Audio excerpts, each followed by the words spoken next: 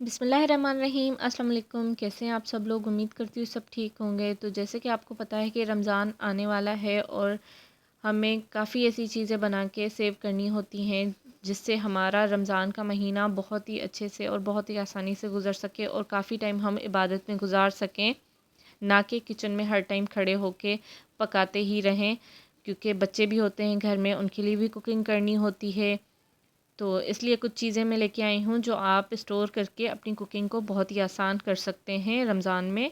तो यहाँ पे मैंने टमाटर लिए हैं। सबसे पहले मैं आपको बताऊँगी टमाटरों को कैसे सेव करना है, क्योंकि रमज़ान में ईद तक बहुत ही ज़्यादा महंगे हो जाते हैं टमाटर स्पेशली। तो ये बहुत ही आसान तरीका है टमाटरों को सेव करने का।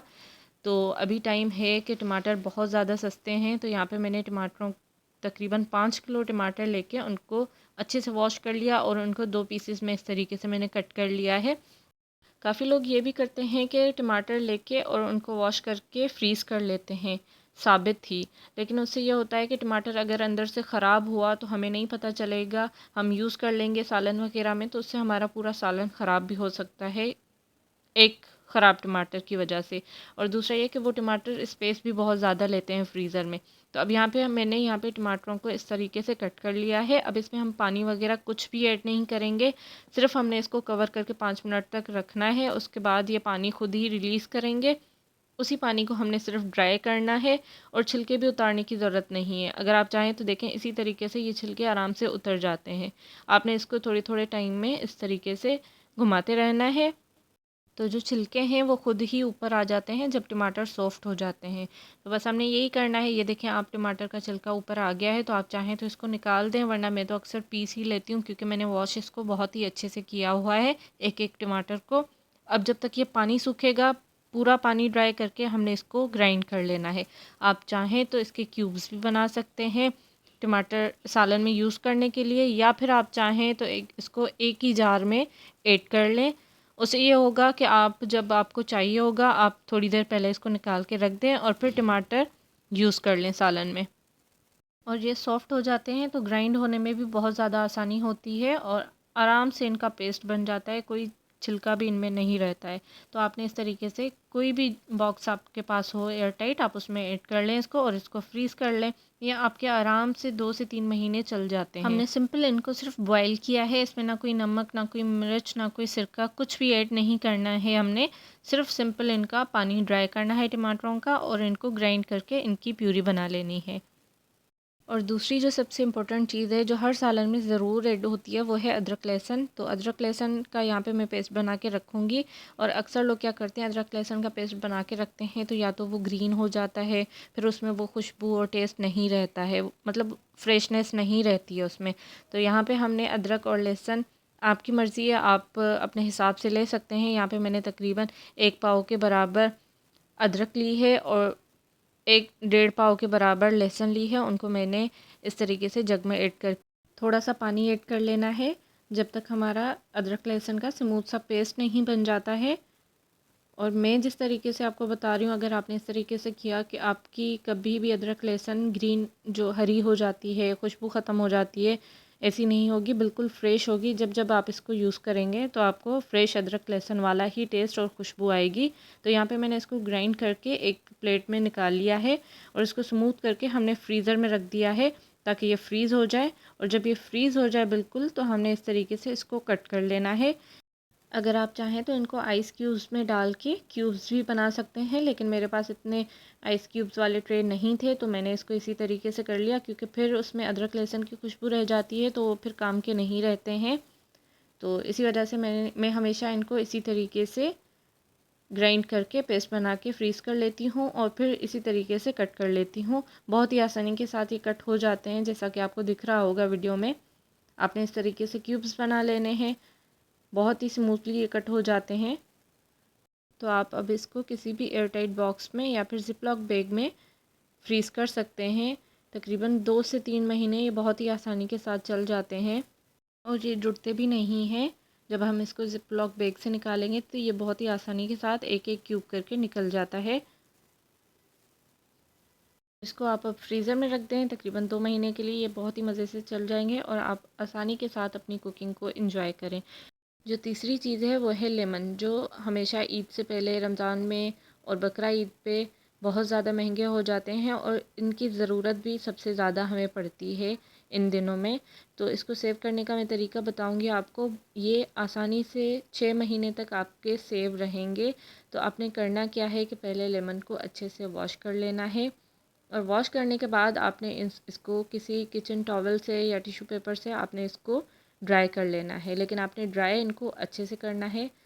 तो अक्सर लोग ये भी करते हैं कि लीमू का जूस निकाल के फिर उसके क्यूब्स बना के उनको सेव करते हैं, लेकिन अच्छा तरीका है वो भी, लेकिन वो टाइम टेकिंग बहुत ज़्यादा है। तो हमने यहाँ पे टाइम को सेव करना है अपने, चाहे वो रमज़ान में हो या रमज़ान से पहले हो। तो हमने क्या करना है, इनको अच्छे से वॉश कर लिया, उसके बाद इनको ड्राई कर लिया। और तो जिस चीज़ में हमने इनको सेव करना है, स्टोर करना है, हमने उसको भी अच्छे से क्लीन करना है और ध्यान रहे कि वो भी अंदर से बिल्कुल ड्राई हो। अगर आप चाहें तो इसको ज़िपलॉक बैग में भी सेव कर सकते हैं, लेकिन यहाँ पे मैं इस जार में इसको सेव करूँगी।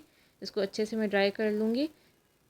तो इसके बाद हमने क्या करना है कि कुकिंग ऑयल ले लेना है। जो आप घर में यूज़ करते हैं कुकिंग ऑयल, हमने वही यूज़ करना है। हमने क्या करना है कि लेमन को कुकिंग ऑयल अच्छे से लगा लेना है इस तरीके से। ऑयल ज़्यादा नहीं यूज़ होता है, बिल्कुल 2 to 4 ड्रॉप्स जितना ही यूज़ होगा। आप देखें मैंने सिर्फ 2 फिंगर्स डिप की हैं, लेकिन आपने लेमन देख के यूज़ करना है, क्योंकि थोड़ा सा भी अगर ख़राब हुआ तो वो आपने स्टोर नहीं करना। जैसे कि एक बीच में था, थोड़ा सा निशान था उस पर, वो मैंने निकाल लिया, अलग कर लिया। बाकी जो लेमन है उनको मैंने इसी तरीके से ऑयल लगा के फ्रीज़ कर लेना है। इससे ये होगा कि ये आपस में जुड़ेंगे भी नहीं। आपने इसको जब भी निकालेंगे ये बिल्कुल अलग अलग ही होंगे और इनकी जो स्किन है अक्सर फ्रीज़ करने की वजह से वो सॉफ्ट हो जाती है, बिल्कुल पानी पानी हो जाती है। तो इस तरीके से फ्रीज़ करने से ये बिल्कुल फ्रेश ही रहेंगे जैसे ये अभी आपको दिख रहे हैं। चाहे आप 6 महीने के बाद देखें, चाहे आप 8 महीने के बाद देखें, लेकिन ये बिल्कुल इसी तरीके से फ्रेश होंगे। तो हमने इनको बस इसी तरीके से ऑयल लगाना है थोड़ा सा, और इसके बाद हमने इसको कवर करके फ्रीज़र में रख देना है। और एंड में मैं आपको दिखाऊंगी कि जो 3 दिन के बाद भी ये लेमन बिल्कुल ऐसे ही रहेंगे। तो हर चीज़ का रिज़ल्ट मैं आपको एंड में दिखाती हूँ कि ये 3-4 दिन बाद भी वैसे ही रहे थे जैसे फ्रेश हों।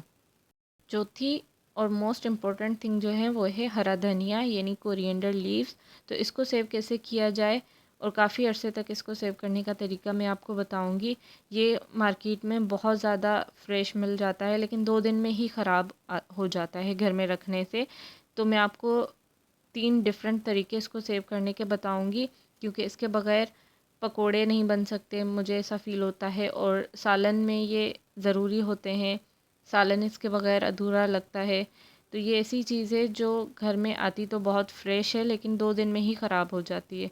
तो इसको सेव करने का तरीका मैं यहाँ पे आपको बताने लगी हूँ। तो यहाँ पे हमने सबसे पहले कोरिएंडर लीव्स के इस तरीके से डंडियाँ अलग कर लेनी है, और लेकिन जो मोटी डंडियाँ हैं उनको हमने सिर्फ तोड़ के अलग करना है। यहाँ पे मैंने इसको अच्छे से वॉश कर लिया है ताकि ये बिल्कुल साफ़ हो जाए, और डंडियाँ आप देखें मैंने आधी इसमें रहने दी हैं। तो ये जो तरीका मैं बता रही हूँ ये चटनी रायता उसके लिए बहुत ही बेस्ट है। आप इसको बना के रख लें और आप जब चाहें रायते में यूज़ कर सकते हैं, चटनी में यूज़ कर सकते हैं। तो यहाँ पे मैंने लहसुन के 3 जवे लिए हैं, और यहाँ पे कोरिएंडर लीव्स जो हमने धनिया के पत्ते जो हमने लिए हैं वो हम ग्राइंडर में ऐड करेंगे। और इसके बाद 1 टेबल स्पून जितना हम ऐड करेंगे ज़ीरा। और यहाँ पे आइस क्यूब्स मैं यूज़ कर रही हूँ। इसके यूज़ से ये होगा कि आपके हरे धनिए का जो कलर है वो फ्रीज़ करने से हमेशा काला हो जाता है।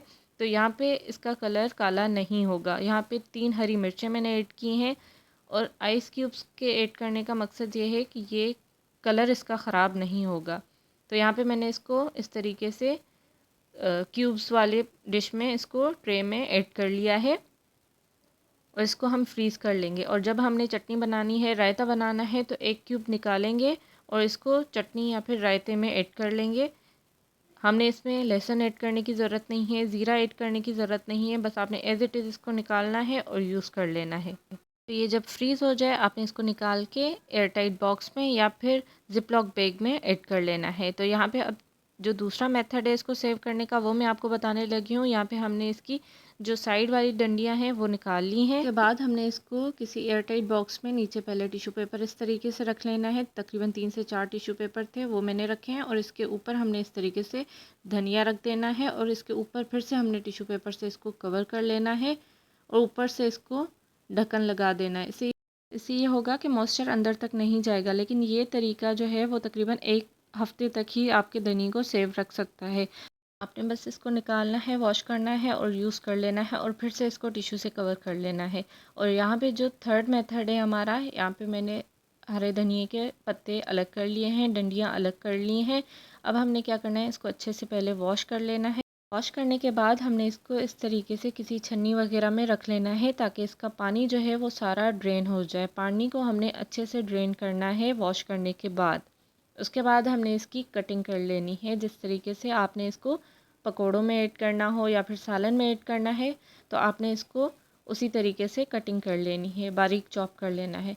हमने क्या करना है, इसको एयर टाइट बॉक्स में ऐड करना है और इसको फ्रीज़ कर लेना है। इससे ये होगा कि आपको जब भी चाहिए पकोड़ों में, जब भी चाहिए सालन में, आप इसको निकालें और यूज़ करें। आपने इसको वॉश करने की भी ज़रूरत नहीं होगी आपको, क्योंकि ये वॉश हुआ है पहले से, कटिंग भी इसकी हुई हुई है।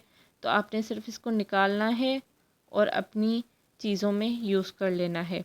और ये तकरीबन 3 महीने तक आसानी के साथ चल जाते हैं। इनका कलर भी सेम ऐसा ही रहेगा, ये ख़राब नहीं होंगे। तो मैं हमेशा हरे धनिए को इसी तरीके से सेव करके रखती हूँ।